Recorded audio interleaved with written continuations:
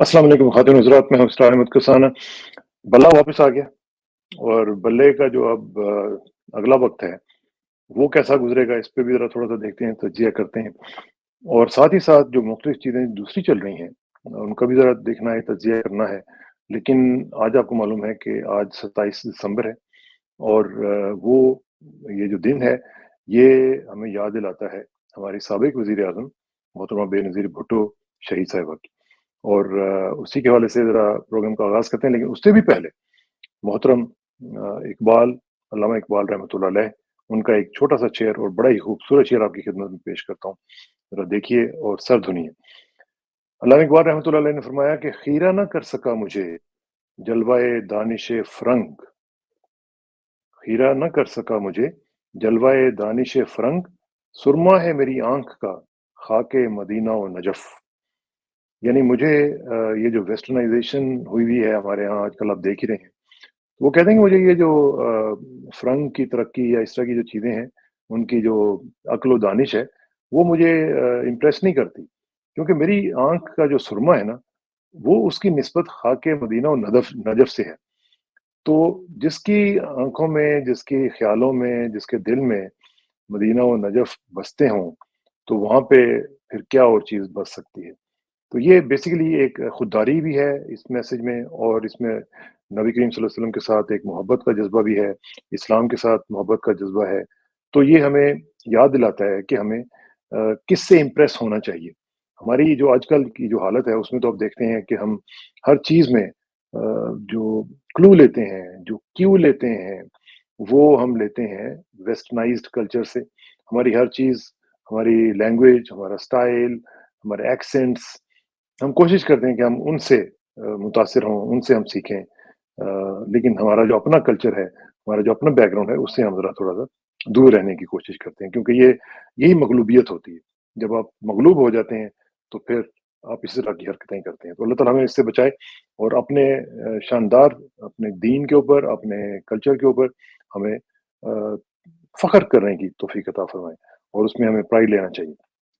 अच्छा जी, अब एक तो ये है कि 27 दिसंबर बड़ा ही अफ़सोसनाक दिन है ये, इस लिहाज़ से कि आज से 16 साल पहले 2007 में बेनज़ीर भुट्टो साहिबा जो थीं, वो शहीद हो गई थीं और शहीद उनको कर दिया गया था और उनके लिए जो सियासत के दरवाज़े थे, वो बंद कर दिए गए क्योंकि वो उस वक़्त की जो पावर्स थीं, वो उनको पसंद नहीं थीं या उनकी जो पॉलिसीज़ थीं, उनसे बहुत से लोग ख़ाइफ़ थे और डर रहे थे कि अगर वो आएँगी और वो फिर दोबारा से वज़ीर-ए-आज़म बनेंगी, तो पता नहीं क्या होगा और क्या-क्या क़यामत वो ढाएँगी। तो उसके बाद फिर हमने देखा कि उनके रास्ते मसदूद किए गए और फिर एक जलसा में आपको याद होगा, लियाकत बाग का जलसा था। मैं उस वक़्त पाकिस्तान टेलीविज़न में था और मैं अभी अपना काम-शाम करके अभी मैं मगरिब से थोड़ा-सा पहले मैं घर पहुँचा था कि पहुँचते ही हमें इत्तला आ गई कि मोहतरमा जो है उनको गोली लग गई है। तो उस दिन फिर हम उसी जगह से मैं फिर वापस निकला, फिर वापस हम उधर गए पीटीवी में और फिर पता चला कि उनकी शहादत हो गई है और फिर वो जो मेरा ख़्याल है कि एक हफ़्ता पूरे का पूरा जो था, वो बहुत ही शदीद किस्म के हालात थे और बहुत ही भयानक किस्म की हालात के हमने प्रोग्राम्स भी किए, कवरेजेस भी की मुख्तलिफ और बड़ी-बड़ी लंबी हमने ट्रांसमिशंस भी की और मोहतरमा के साथ मेरा चूँकि एक पर्सनल रिलेशनशिप भी था जब से वो पहली दफ़ा वज़ीर-ए-आज़म बनी थी, उस वक़्त से लेकर उनकी मौत तक जो एक हमारा ताल्लुक रहा। फिर मैं अमेरिका में जब होता था, तो उनके साथ बड़ा एक अच्छा सिलसिला रहता था। वो जब भी वहाँ पे आती थीं, हमें बता देती थीं कि मैं आ रही हूँ। वहाँ पे हम उनके इंटरव्यूज़ भी करते थे, उनके साथ मुख्तलिफ मीटिंग्स में शिरकत भी करते थे। मैं बल्कि 1-2 इंटरव्यूज़ की आपको तस्वीरें भी दिखाता हूँ। ये इंटरव्यू जो था, ये मैंने उनका किया और ये जो इंटरव्यू था, ये बहुत ज़बरदस्त था। इसमें उन्होंने बड़ी बड़ी ओपनली बातें की और इवन प्रेज़िडेंट मुशर्रफ जो उस वक़्त होते थे, उनको टेक ऑन किया और बहुत ही एग्रेसिव थी उस इंटरव्यू में और थोड़ी-सी सैड भी थी क्योंकि उस वक़्त ज़रदारी साहब और इनकी मुलाकात नहीं हो पा रही थी और ये बच्चों को लेके दुबई में या कभी न्यूयॉर्क में, कभी कहीं, तो एक किस्म की दर-बदर हुई हुई थी। तो फिर उन्होंने मुझे मुख्तलिफ चीज़ें लिख के भी दी अपने ऑटोग्राफ्स वगैरह भी और मुख्तलिफ चीज़ें जो वो लिखती रहती थी, देती रहती थी। तो ये उनके साथ एक ताल्लुक था। फिर उनके साथ मीटिंग्स का जो एक सिलसिला था, ये उनकी जो पीपल्स पार्टी की जो मकामी टीम थी वहाँ पे, उसमें डॉक्टर हसन हैं, डॉक्टर इसमें एजाज फारूक साहब हैं, लेफ्ट साइड पे तनवीर साहब हैं। तो ये लोग जो थे, ये शमा बुनियाद हैदर जो न्यू जर्सी में उनकी एक बड़ी पुरानी रफ़ीक थी, अ, उनके घर में ये एक मीटिंग थी। वहाँ पे वो मुझे लिख के अपना ईमेल एड्रेस अपने हाथों से दे रही थी, और बड़ा उनका एक ताल्लुक था हमारे साथ, जो बड़ा अच्छा ताल्लुक था। तो इस लिहाज से उनके साथ बड़ा अच्छा एक वक्त गुजरा हमारा। और फिर आने से पहले जो उनका आखिरी इंटरव्यू था, वो भी मैंने किया, और वो मैं उसकी भी आपको एक तस्वीर दिखाता हूँ। ये बल्कि ये पीटीवी के ऊपर हुआ था, और आप अंदाजा लगा लें कि ये प्रेसिडेंट मुशर्रफ का दौर है, और पीटीवी पे बेनज़ीर भुट्टो का मैं इंटरव्यू कर रहा हूँ। तो ये मैंने पर्सनल रिस्क लेके तो ये उनका इंटरव्यू किया था। और बल्कि उन्होंने मुझे, जब मैंने उनको कहा कि मैंने आपका इंटरव्यू करना है, तो मुझे कहने लगे कि Israr, you will lose your job, तुम्हारी नौकरी जो है ना वो खत्म हो जाएगी, तो क्यों तुम इस तरह का रिस्क ले? तो मैंने कहा कोई बात नहीं है, आपने आना है तो उससे पहले-पहले कुछ ना कुछ बातें होनी चाहिए इसमें। तो अल्लाह ताला उनके दर्जात बुलंद करे। मेरे लिए पर्सनल लॉस भी है, पार्टी का भी लॉस है, पाकिस्तान का भी लॉस है। हालाँकि मैं आपको ये भी बताऊँ कि मेरा पीपल्स पार्टी के साथ कभी भी कोई ताल्लुक नहीं रहा। कभी हमदर्दी का भी ताल्लुक ऐसा सच नहीं रहा, लेकिन इसके बावजूद उनकी आप देखें कि ग्रेटनेस कह लें या कुछ भी, कि वो जब भी आती थी, उनको पता भी होता था कि ये क्रिटिक है हमारा।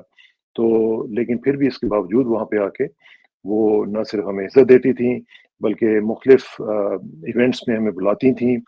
मुझे याद है एक दफ़ा वाशिंगटन में थीं, तो सेनेटर ख़वाजा जो होते थे, उनके साथ हम लोग वहाँ पे मौजूद थे।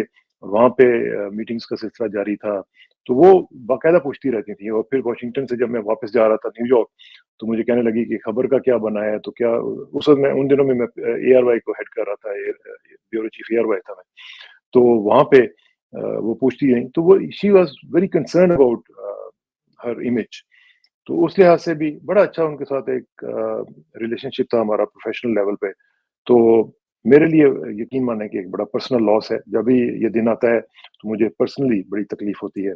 और देखें कैसे-कैसे लीडर्स जो थे, वो हमने खोए हैं, अपनी पॉलिसीज़ की वज़ह से, गलत पॉलिसीज़ की वज़ह से और गलत हरकतों की वज़ह से, कि जिन लोगों ने पता नहीं, शायद अभी जिस वक़्त वो आ रही थी, मुझे याद है, तो वो मुझे बता रही थी कि उनके पाकिस्तान में आने का मकसद क्या है। तो उस वक़्त मुझे अंदाज़ा हो रहा था कि इस दफ़ा वो कुछ डिफरेंट सोच रही हैं पाकिस्तान के हवाले से। तो शायद वो पावर्स दैट बी जो हैं, उनको वो अच्छा नहीं लगा, और वो रास्ते से हटा दी गईं। तो ये एक ऐसा अफ़सोसनाक दिन है, और ये इसमें पीपल्स पार्टी को भी चाहिए कि वो इस दिन को अच्छे तरीके से मनाए, क्योंकि लास्ट टाइम तो आपको पता है, पिछले साल तो ये भूल गए थे कि ये भी कोई दिन है। और ये पहली दफ़ा हुआ था कि मोहतरमा की बरसी पीपल्स पार्टी ने नहीं मनाई थी। याद है ना आपको? तो इस दफ़ा आज मुझे उम्मीद है कि कुछ ना कुछ ये करेंगे, और उनको कम से कम याद तो करेंगे ना। और बिलावल साहब की तो वालिदा हैं वो, तो बाकियों को तो छोड़ें, बिलावल साहब को चाहिए कि वो इस मामले में एक अपना रोल प्ले करें। अल्लाह ताला उनके दर्जात बुलंद करे, आप भी दुआ कीजिएगा। अच्छा जी, अब ये जो चीज़ हमने देखी है, और वो है बल्ले की। बल्ले का निशान जो था, हम पिछले कई दिनों से बहस कर रहे थे कि मिलेगा, नहीं मिलेगा। और फिर जो इलेक्शन कमीशन की फुर्तियाँ और चालाकियाँ और उनकी बेईमानियाँ, वो दिन-ब-दिन आपको पता ही है, खुल के सामने आ चुकी हुई हैं। तो इस मामले में भी उनकी जो बदनीयती थी, और जो एक शैतानी उनका एक जो प्रोग्राम था, वो खुल के सामने आ गया। किस तरीके से उन्होंने एक ऐसी चीज़ के बारे में जिनके साथ उनका ताल्लुक है सच नहीं था, उसकी बुनियाद पे एक बंदा क्रिएट किया, उसको खड़ा किया, उसको जाके कहा कि जाओ तुम ये ड्रामा करो। और वो जो अकबर एस अहमद है, तो अकबर एस बाबर, सॉरी। तो वो जो है, वो जाके वहाँ पे उन्होंने एक ड्रामा किया, और वो सारे का सारा चक्कर हुआ। तो ये जो इलेक्शन कमीशन की चालाकियाँ जो थी, वो एक्सपोज़ हुई, और पेशावर हाई कोर्ट ने उसको एक्सपोज़ किया। जस्टिस कामरान जो हैं, मियाँ खेल, उन्होंने ये बड़ा ज़बरदस्त डिसीजन दिया, और सेम डे दिया। मेरा ख्याल है कि यही वो डिज़र्व भी करती थी सिचुएशन, क्योंकि उसको लटकाना जो था इस वक़्त मुनासिब नहीं था। तो इस लिहाज से देखा जाए तो ये एक बहुत बड़ी विक्ट्री है पीटीआई की। लेकिन मैं आपको बताऊँ, ये अभी विक्ट्री नहीं है। एज़ सच अगर से देखा जाए, तो इसमें अभी इन्होंने देखिएगा कि अभी, क्योंकि ये पूरे का पूरा गैंग अप हुआ है ना, पूरे का पूरा सिस्टम गैंग अप हुआ है। कोई एक आदमी नहीं है, सिर्फ़ इलेक्शन कमिश्नर की ज़लालत या उनकी کیا کہتے ہیں، میں کیا کہوں، منہ سے الفاظ نکل جاتے ہیں کہ غلط بھی، لیکن میں روک لیتا ہوں اپنے آپ کو. تو یہ جو ان کی اس طرح کی پلاننگ ہے، اس کو میرا خیال ہے کہ سوچنا چاہیے کہ اس کے بعد اب مزید یہ چیزیں پلان کریں گے اس طرح کی، اس کے بعد بھی یہ کنٹینیو کریں گے، کیونکہ ان کو یہ سوٹ نہیں کرتا کہ بلے کا نشان آئے اور پھر پیپلز جو پی ٹی آئی ہے وہ ایک پارٹی کے طور پر ابھرے، اور جو اس وقت ایک پورے ملک میں ایک فضا پھیلی ہوئی ہے ان کی پی ٹی آئی کی سرج کی، تو وہ جو ہے وہ کہیں نہ کہیں ان کو ڈر لگتا ہے کہ یہ کہیں سب کو اپنی لپیٹ میں نہ لے لے. اور وہ نظر آ رہا ہے کیسے ہی ہونے. کے پی کے میں تو آپ کو نظر آ رہا ہے کہ کیا ہوگا، اور باقی جگہوں پہ بھی، پنجاب میں بھی آپ دیکھ لیں کہ کیا صورتحال ہے. میں جن سے بھی بات کرتا ہوں وہ کہتے ہیں کہ اس دفعہ سچویشن جو ہے وہ بالکل لاپ سائڈڈ ہے، ون سائڈڈ ہے، کسی طرف اور لوگ دیکھ ہی نہیں رہے ہیں. تو اس میں ہم دیکھتے ہیں کیا ہوتا ہے، لیکن P T I needs to be very vigilant. وہ پریزیڈنٹ ریگن نے کہا تھا نا کہ ٹرسٹ بٹ ویریفائی. تو آپ اس کو ٹھیک ہے انجوائے کر لیں، آپ اس وکٹری کو، چھوٹا چھوٹا سا جو ایک آپ کو ریلیف ملا ہے، لیکن آپ کو ویریفائی کرتے رہنا ہے، آپ کو آنکھیں کھول کے رکھنی ہے کہ یہ کہاں کہاں پہ آپ کو ماریں گے، کہاں کہاں پہ آپ کو. ابھی تو بھی یہ جو اسکروٹنی کا معاملہ چل رہا ہے، اس میں آپ دیکھیے گا کہ یہ کتنے لوگوں کو ڈسکوالیفائی کریں گے. اور آپ ساتھ یہ بھی دیکھیں کہ ایک طرف پی ٹی آئی کے ساتھ یہ سلوک ہے، اور دوسری طرف نواز شریف کے جو کرمنل ہے، جو کنوکٹ ہے، جو سب سے زیادہ بار جو ہے وہ اس نے جرائم بینگ اے پرائم منسٹر کیے ہوئے ہیں، اس کے جو کاغذات ہیں وہ منظور کر دیے. آپ اندازہ لگائیں کہ ابھی تک ان کی جو تاحیات نااہلی ہے اس کو سیٹ اسائڈ نہیں کیا گیا.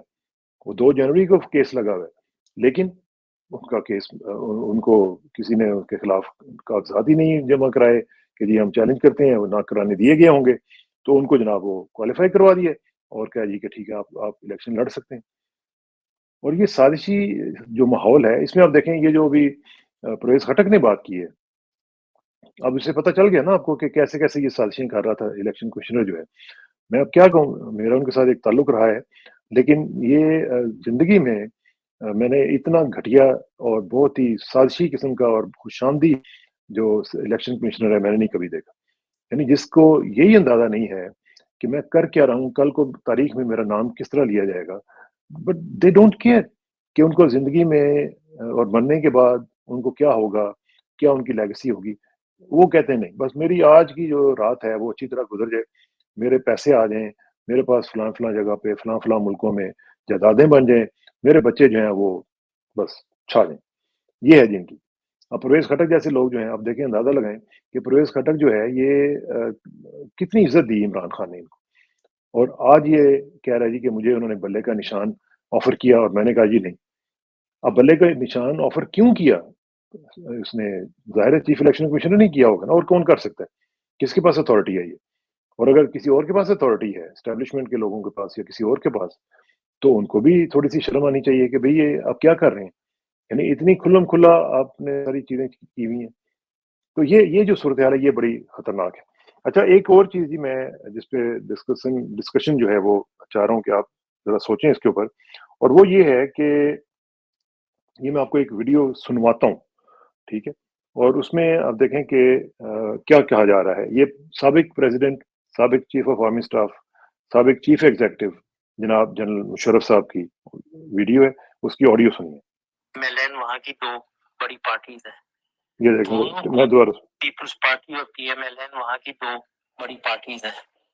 چار دفعہ دیکھ لیا ہے. اب ان کو اگر آپ نے دوبارہ ووٹ دے کر رونی کو گورن کروانا تو پھر یہی ہوگا جو میں نے بتایا آپ کو. تو لہٰذا ذرا اپنی ووٹ کو سمجھداری سے استعمال کریں اور تبدیلی لائیں. ان کو نکالنا کیونکہ وہ پاکستان کو خراب کر رہے ہیں یہ دونوں پارٹیاں. ٹھیک ہے جی. اب یہ آپ نے سن لیا. یہ کون کہہ رہا ہے؟ یہ سابق صدر مملکت، جو صدر مملکت آپ کو پتہ ہی کیسے بن گئے تھے، اور جنہوں نے ظاہر ہے چیف مارشل ایڈمنسٹریٹر بھی ایک قسم کے چیف ایگزیکٹو بھی بن گئے. پھر آپ کو یاد ہوگا کہ انہی کو نواز شریف نے لینڈ کرنے نہیں دیا تھا انہی کا جو جہاز تھا وہ پاکستان کی فضا میں گھومتا رہا پھرتا رہا. کبھی کہتے تھے کہ حیدرآباد اتار دیں, کبھی کہتے تھے کہیں اور اتار دیں, کبھی پہلے تو کہتے تھے کہ پاکستان میں اترنا ہی نہیں ہے. تو وہ کیا کہہ رہے ہیں ان پارٹیز کے بارے میں, خاص طور پر نواز شریف کے بارے میں, ان کی رائے دیکھیں جنہوں نے اپنی زندگی ان کے ساتھ ڈیل کرتے ہوئے گزاری. اور اب آ جائیں آپ پریزنٹ مومنٹ پہ کہ آج کے جو ہماری اسٹیبلشمنٹ ہے یا اس سے پہلے کی جو تھی جناب باجوہ وغیرہ کی, وہ کیا کہہ رہے تھے, انہوں نے پلان کیا کیا, انہوں نے اسی آدمی کو واپس لانے کے لیے اور اس کو حکومت دینے کے لیے انہوں نے راستہ کلیئر کرنا شروع کر دیا. اب میرا سوال یہ ہے یہاں پہ کہ ہو از رانگ؟ کیا پریزیڈنٹ مشرف غلط تھے؟ کیا پریزیڈنٹ مشرف جو تھے انہوں نے جو ان کے بارے میں اسیسمنٹ کی تھی وہ غلط تھی؟ انہوں نے جو ان کے ساتھ معاملات کیے اور یہ جو آج کل بھی کیسز چل رہے ہیں, نیب انہوں نے بنایا, سب کچھ کیا, کیا وہ غلط تھے؟ کیا ان کے پاس جو انفارمیشن تھی وہ غلط تھی؟ اور اگر وہ غلط تھے تو پھر ان کو سزا ملنی چاہیے کہ انہوں نے اس طرح کی حرکت کیوں کی, انہوں نے کیوں نواز شریف کو نکالا, کیوں انہوں نے فارغ کیا اس کو. اگر وہ غلط تھے پھر ان کو سزا ملنی چاہیے نا. اور اگر وہ ٹھیک تھے, جس کو ہم کہتے ہیں کہ جی ٹھیک ہے انہوں نے جو کچھ بھی کیا, اس کے بعد ہم نے دیکھا کہ اس کو لوگوں نے ایکسیپٹ کر لیا, تو پھر یہ جو آج کل کی ڈسپینسیشن ہے, جو آج کل کی جو اسٹیبلشمنٹ ہے, پھر کیا یہ غلط ہے؟ کوئی نہ کوئی تو غلط ہے.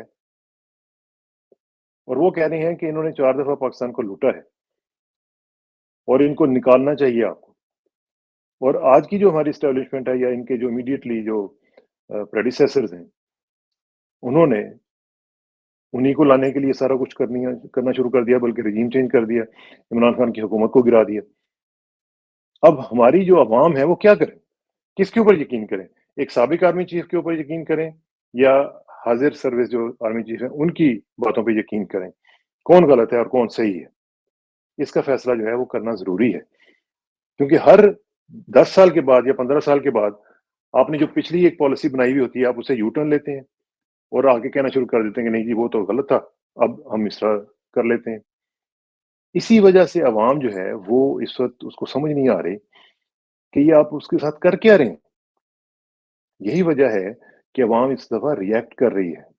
یہی وجہ ہے کہ وہ ایکسیپٹ کرنے کے لیے تیار نہیں ہے, کیونکہ آپ ہر 10 سال کے بعد, ہر 15 سال کے بعد, ہر 5 سال کے بعد کوئی نہ کوئی نیا تماشا کھڑا کر دیتے ہیں. تو اس لحاظ سے اس کے بارے میں میرا خیال ہے کہ ہمیں فیصلہ کرنا پڑے گا کہ who was wrong and who is right.